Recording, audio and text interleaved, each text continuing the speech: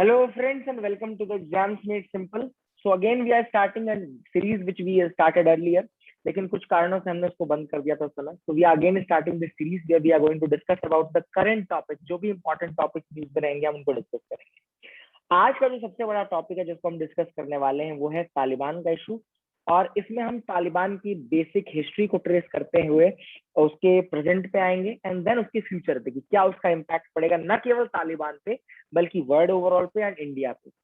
So my first question to our guest is that कि क्या है Taliban, what is the literal meaning of Taliban and किस तरीके से एग्जिस्टेंस में आया. So if you can answer that please do answer. Thank you, Shubham.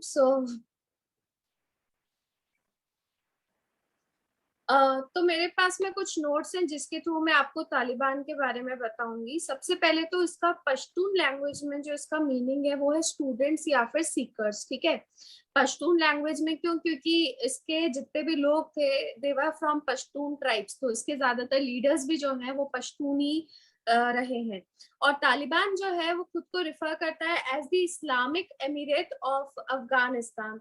और यही इन्होंने कहा है कि अब ये इस कंट्री का नाम भी रीनेम करके यही लिखेंगे, इस्लामिक अमीरात ऑफ अफगानिस्तान. एक और बात मैं बता दूं, इसके पहले जब तालिबान ने गवर्नमेंट बनाई थी 1996 में, उस टाइम भी इन्होंने अफगानिस्तान का नाम बदल के यही कर दिया था, इस्लामिक एमिरेट ऑफ अफगानिस्तान.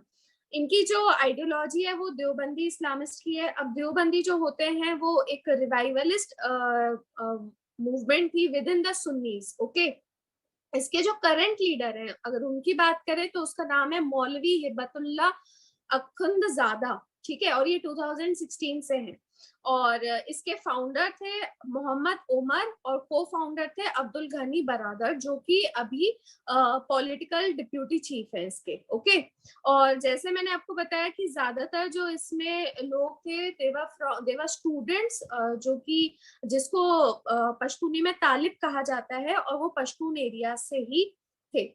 और इसके आगे आपने मुझसे पूछा कि ये कैसे आए, तो एक्चुअली में इनका जो पीरियड रहा है इट स्टार्टेड फ्रॉम 94 टू 96.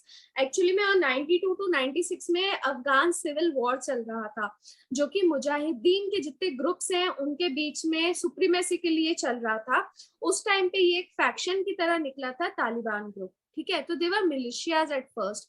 फिर 27 सितंबर 1996 में इन्होंने अपनी फर्स्ट गवर्नमेंट बनाई थी, जिसका कैपिटल इन्होंने कर दिया था कंदहार, जो कि इनका परमानेंट हेडक्वार्टर भी है.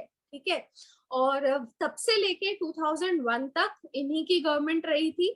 और 2001 में जब 9/11 अटैक्स हुए थे उसके बाद में US invaded and thereafter they again started with the insurgencies. तो तालिबान ने फिर 2002 के बाद से खासकर इंसर्जेंसी शुरू कर दी थी, जो कि अभी 2021 तक चली. और आप जानते हैं कि अब 2021 में जाके ये अपनी सेकेंड गवर्नमेंट फॉर्म कर रहे हैं.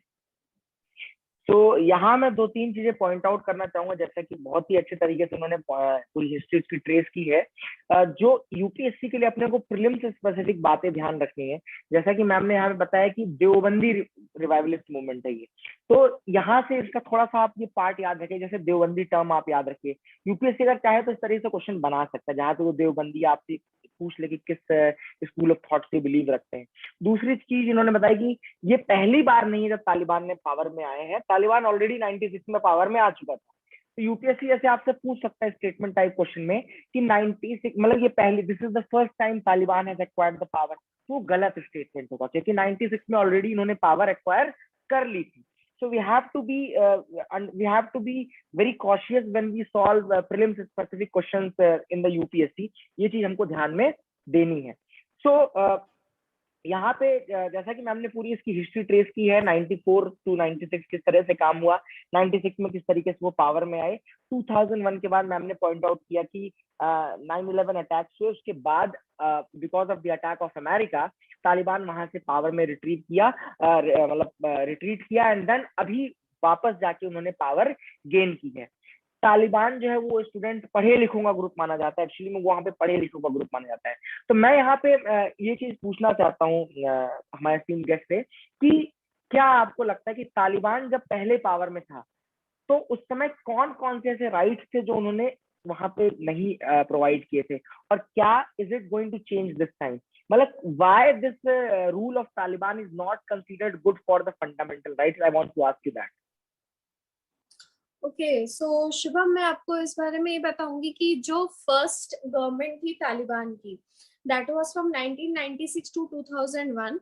तो उस टाइम पे जो तालिबानीज रूल था, it was against various sectors, ठीक है, जिसको हम यहाँ पे एक सब हेड्स में डिवाइड कर सकते हैं।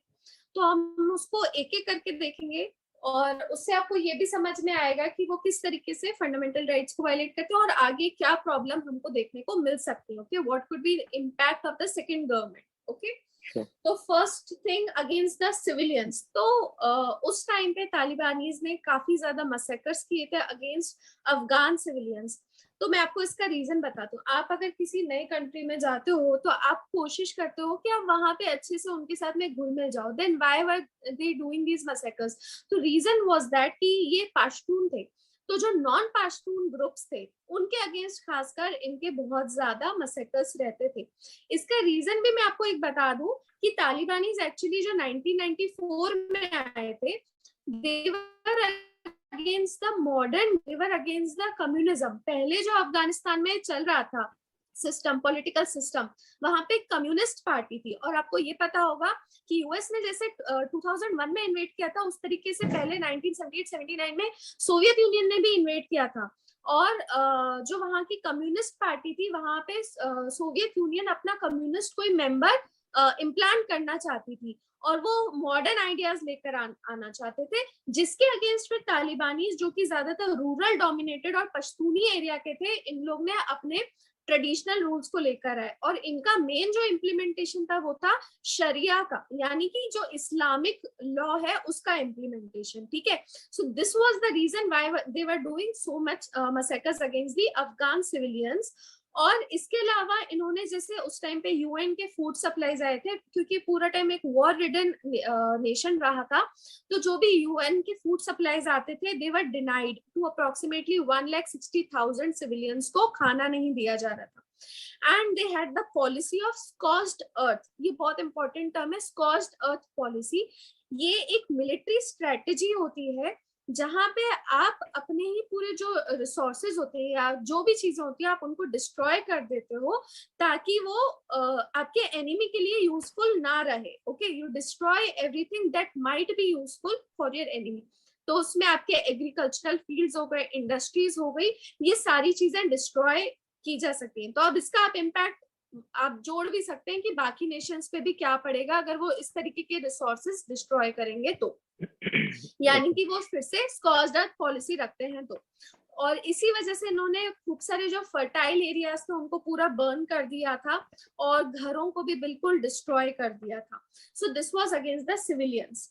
अब यदि हम देखें कि वो आर्ट फॉर्म्स और जैसे मैंने आपको बताया मॉडर्नाइजेशन के अगेंस्ट थे, so they banned media, printing, paintings, photography, इन सबको इन्होंने पूरी तरीके से बैन कर दिया था। Movies were band. ओके, और मतलब अगर वो लोगों को दिखाई भी जाती थी तो मतलब अगर किसी कोई देख लेता है तो उसके लिए खासकर बहुत ज्यादा स्ट्रिक्ट पनिशमेंट्स रहती थी। And music and all was also prohibited, ठीक है। तीसरा जो हम देखते हैं तो बहुत ज्यादा उस टाइम पे ऑपरेशन हुआ था against women. Okay, they were prevented from attending schools और उनको वर्किंग जॉब्स में भी बैन कर दिया गया था पूरी तरीके से, सिवाय हेल्थ केयर के। और हेल्थ केयर में भी ऐसा था, because like they were the nurses and all, health care में भी ऐसा था कि अगर मेल डॉक्टर्स होते थे तो they were not allowed to see the women. Women were not allowed to go in public without a male partner. और पब्लिक में भी जाने के लिए they had to wear burqa at all the times. और इसमें भी खासकर अगर वो रूल्स ब्रेक करती थी तो उनकी पब्लिकली विपिंग होती थी और उनका एग्जीक्यूशन होता था। तो बहुत ही ज्यादा स्ट्रिक्ट रूल्स थे उस टाइम पे विमेन के अगेंस्ट भी। तो आज की डेट में भी आप देख सकते हैं कि जितना ज्यादा ग्लोबली हम मॉडर्नाइजेशन की, विमेन एम्पावरमेंट की बात करें तो इन सब चीजों का असर क्या पड़ने वाला है। Okay, and they did discrimination against religious and ethnic minorities also। तो कल्चरल जीनोसाइड होता था, यानी कि जो भी उनके हिस्टोरिकल आर्टिफैक्ट्स वगैरह रहते थे वो डिस्ट्रॉय कर दिए जाते थे, मॉन्यूमेंट्स डिस्ट्रॉय कर दिए जाते थे। जैसे आपको पता होगा कि जो फेमस बामियान।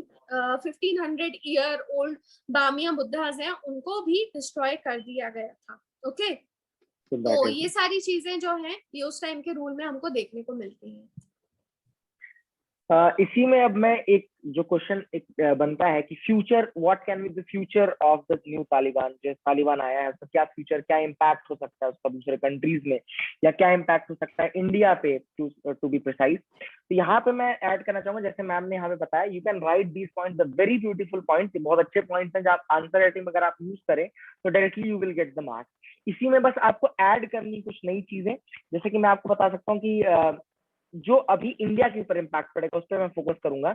आप जब आंसर राइटिंग करेंगे तो आप उसमें जो मेन पॉइंट रखेंगे वो रखेंगे चाबहार और जो हमारी एनर्जी सिक्योरिटी का इशू है। चाबहार का हमने जो कंस्ट्रक्शन कराया ईरान में, उसका मेन रीजन ये था कि हमको सेंट्रल एशिया से कनेक्टिविटी चाहिए थी from the Afghanistan route, via Afghanistan.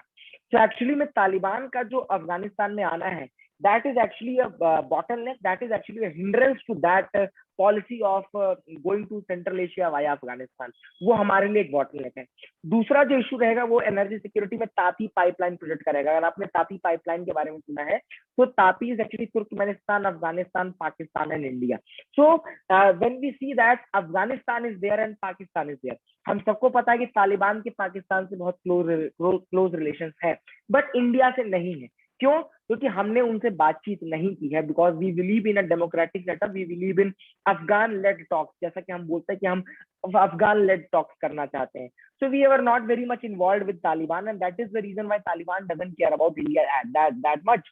And TAPI pipeline project पे बहुत बड़ा इम्पैक्ट पड़ेगा। तो जैसा मैम ने जो पॉइंट्स बताए हैं, all the points which she has discussed, you can add these two points for the impact of the new Taliban regime। क्या लगता है आपको कि फ्यूचर में हम किस तरीके से इस तालिबान की गवर्नमेंट को कंट्रोल कर सकते हैं? If you can shed some lights on that, कि क्या कोई तरीका है जिससे हम इसको कंट्रोल कर सकते हैं? Is there a way out? So I think कि फ्यूचर के लिए बहुत जरूरी है कि जो इंटरनेशनल कम्युनिटीज हैं वो यहाँ पे इंटरवीन करें, और खासकर यूएन और जो उसके एसोसिएट ऑर्गेनाइजेशंस हैं, जैसे अभी भी अगर आप सोशल मीडिया वगैरह देखेंगे तो पूरा प्रेशर उनके ऊपर जा रहा है कि what is UN doing at this point of time. तो उनके लिए इंटरवीन करना बहुत ज्यादा जरूरी है, वही एक प्रेशर क्रिएट कर सकते हैं। आखिर आजकल मतलब ऐसा है कि it's a global village, all countries are interdependent on each other, तो किसी तरीके से उसके ऊपर प्रेशर बना के अफगानिस्तान के ऊपर, and we also have to make sure कि जैसे पहले माना जाता था कि पीक पे भी जब तालिबान था तो उस टाइम पे उसको 3 कंट्रीज का खासकर बहुत ज्यादा सपोर्ट मिला था, that was Pakistan, Saudi Arabia and China. तो अभी भी आप देखेंगे कि चाइना ने अपनी एम्बेसी जैसे बंद नहीं करी। तो इंटरनेशनल कम्युनिटीज को ये इंश्योर करना चाहिए कि अगर इस तरीके की एजेंसीज, वहाँ की इंटेलिजेंस एजेंसीज वगैरह अगर कुछ इन्वॉल्व हैं तो किसी तरीके से उनका उनका जो सपोर्ट है उसको रोका जाए, और वेरी अफगानिस्तान गुड। की गवर्नमेंट पे यानी तालिबान के ऊपर ये प्रेशर डाला जाए कि वहाँ के लोगों को, खासकर वहाँ की एथनिक माइनॉरिटीज को राइट्स वगैरह उनके मिलते रहें। इसी में मैं एक पॉइंट और ऐड करना चाहूंगा, जैसे फाइनेंसेस, कहाँ से इतने हथियार मिल रहे हैं, कहाँ से इतना इनको फाइनेंस मिल रहा है, the root cause of that finance should be stopped. इसके लिए एसओटीएफ हो गया, जैसे फाइनेंशियल एक्शन टास्क फोर्स हो गई, जो कि टेरर फाइनेंसिंग को रोकने का काम करते हैं, इन एजेंसीज का रोल भी बहुत ज्यादा बढ़ जाता है। तो आई थिंक ऐसी सिचुएशन में ये एजेंसीज भी काम कर सकती हैं और एक्टिवली उनको जो फाइनेंसेस है उनको कट करने का काम करना जरूरी है। और जैसा कि आपने बताया, चाइना, पाकिस्तान, सऊदी अरेबिया, इन कंट्रीज पे प्रेशर बनाना भी जरूरी है कि वो भी टॉक्स के माध्यम से या बैक चैनल डिप्लोमेसी के माध्यम से किसी तरीके से इन चीजों को खत्म करें। So I think we have addressed most of the issues. Is that correct? We have addressed, I think, most of the issues जो भी important है। If you I want, would like to add one more thing कि yeah, sure.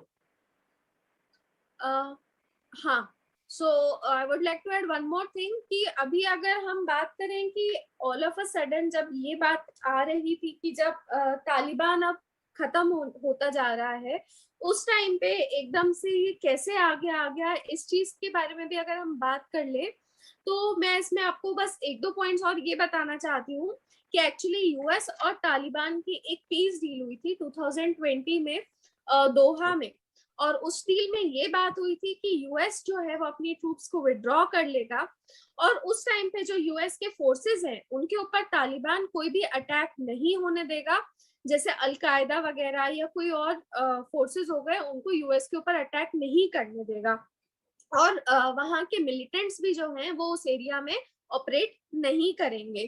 तो ये basically controlled piece talk होने थे, और लेकिन ये हुआ कि यूएस ने तो विड्रॉ कर लिया, उसके बाद में तालिबान ने कंटिन्यूअसली टारगेट किया अफगान की सिक्योरिटी फोर्सेस को और सिविलियंस को, और बिकॉज यहाँ पे एक फोर्सेस जो थे उनके अंदर लैक ऑफ कॉन्फिडेंस कह लीजिए या फिर इतना ज्यादा उनकी ट्रेनिंग नहीं थी, जिसकी वजह से वो रिट्रीट होते चले गए, and that is why Taliban was able to advance so rapidly across the country.